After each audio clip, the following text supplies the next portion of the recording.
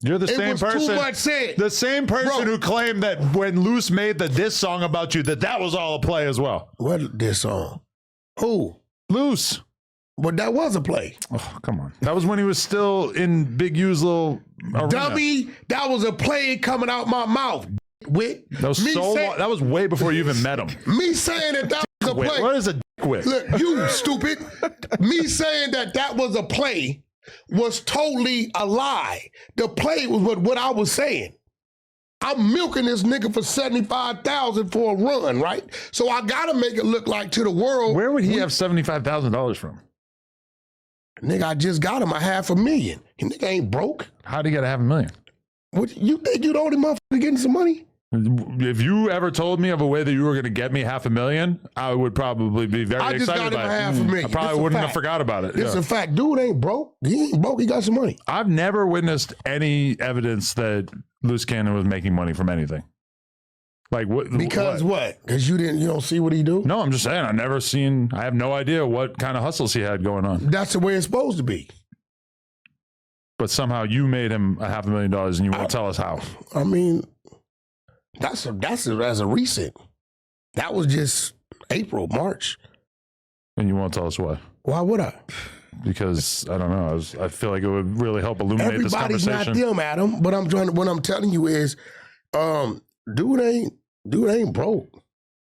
The nigga dropped 100 on his attorney. What you mean? Well, I'm saying he's got a nice house. Big, you ain't got an attorney. He do. He must be spending money on Charlize Mills. I don't know. I mean, what you mean? Like you don't seem broke. Moving around, driving from LA to Vegas over and over and over every week to do podcasts. We all do that. That's just like going to the liquor store. Well, it's still expensive habit. We don't give a fuck about that. Okay. Anyway. So the next Adam and Wack, you gonna have Brandon sitting up here with you. Well, I would love to, but unfortunately, my co-host is running scared. It's not about running scared. It's like I know when listen. If I know that you up to something and like you really try to use a motherfucker for your own personal gain, I'm not gonna fuck with you. The people I like to fuck with, I just organically fuck with them. Is he really up to something, or is he up here adapting to the content that he believes what goes on up here? But I don't see. You got to remember, I don't do this news shit. Whatever they do, I don't know. I do one show a week. We do our shit. I don't know what them niggas be in there doing and screaming about. Half of them be high, zonked out their mind and shit. That's just loose. Though, what's the nigga Lush? He don't know what the he be here. Lush Cannon. So I don't. You know what I'm saying? Like I don't know what them niggas got going on. See, right? with Brandon, I believe Brandon's a great addition because he's the only one like him. Right? He's the articulate. Well, I don't really know if he can fit in with them dudes. I think he felt like he dumbing himself down in there with them dudes. I mean, I think he's he's just point with that. He's stepping it up. He's introducing a new element. I think he realizes that he could have value on something like the news because of the fact that he obviously has a different skill set than everybody else. But are they going to allow him to show his skill set? I mean, it seems like it. Seems like, Lush was eager to debate him. When you say they, who you talking about? All the little dudes they in there with. I mean, Flacco's the one who brought him around. I don't think it's the dudes that's the problem. I think it's the audience. Flacco brought him around. Yeah. Lush loves seemingly to argue with him on camera. I mean, I like him, obviously. I brought him on camera over and over. Aunt Jefe seems like he's fine with him. Munchie seems like he's fine with him. See, I don't know who's on this, so let me get it right. So Aunt Jefe is on the news? No, he's just been on the No Jumper show for the last few weeks. Yeah, I seen some weird shit you said about me to him.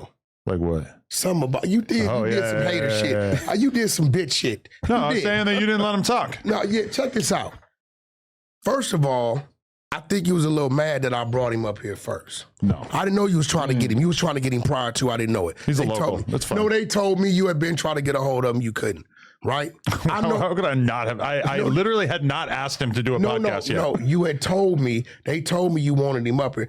I got him up here because him and 600 run together. I have no. Right? I have no feeling of exclusivity over it. What I'm saying is this: we had our conversation, right?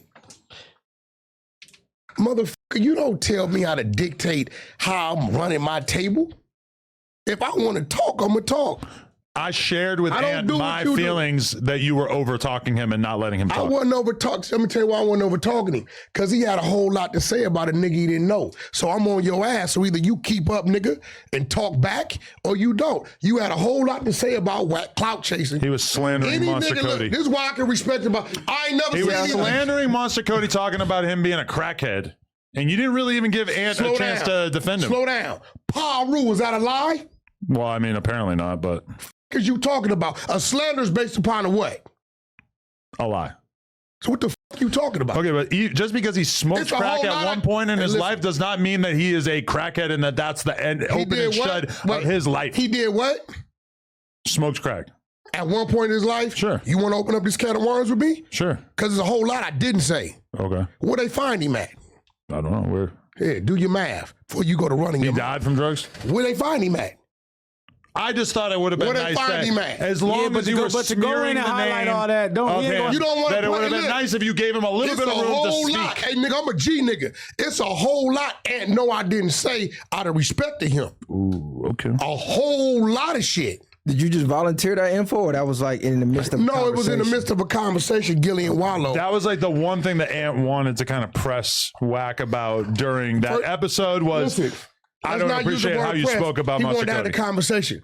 Not a press, but he wanted to have the conversation. Guess what Ant said? I told him, I said, Ant, listen, Gillian Wallow said that Monster Cody was that guy when it came to cripping over all of them, right? I said, look, he wrote a book that turned you niggas out. It was a weird turnout because y'all used the book to turn bloods. I don't know how it came to y'all's 9 Trey Gangster Bloods. That's y'all weird thing. That's y'all thing. Everything Trey out here is cripping, right? This is real shit. So I don't know how they did that, but they tell me the book turned him out. I told him, listen, I can't get after him because he never transitioned.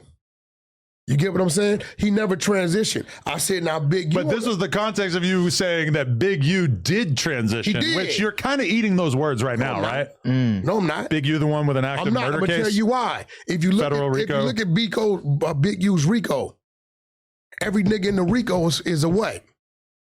They're a Crip, right? Uh-huh. Right? So this is what I'm learning. When Big U was around us with us, it was a table of business. Period. It seemed to me like when he did whatever he did right with the people he felt he could trust, and he did it with his own people.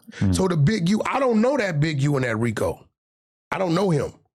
The Big U I know, it was all business because we was building him as a businessman, and he transitioned.